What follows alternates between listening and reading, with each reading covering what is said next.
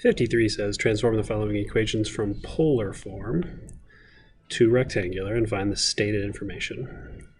Find the center radius of the circle r equals 8 sine theta. So change it from polar to rectangular. So we want to do our substitutions. Typically when we go from polar to rectangular, the big hint would be usually you're going to multiply by r.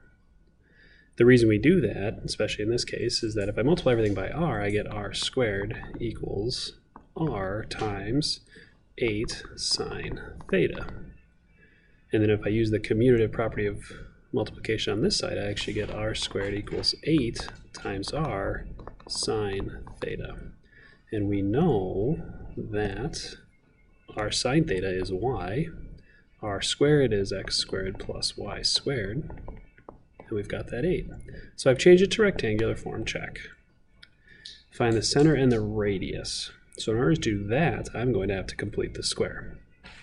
X squared is good. The y squared needs to be completed. And it's going to be y squared minus 8y plus something to complete the square and both sides. So x squared plus y minus something squared equals something.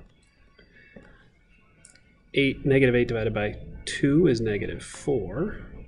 4 squared is 16. That's got to fill in both boxes.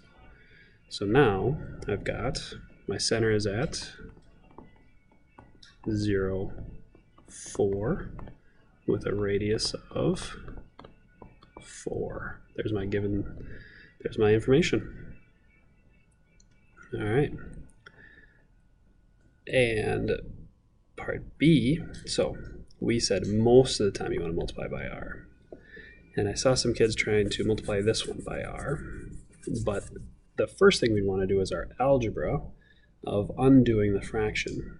If I multiply by the denominator here, and I multiply it over, I actually end up with r times 5 sine theta plus cosine theta equals 3. And that's just multiplying it over.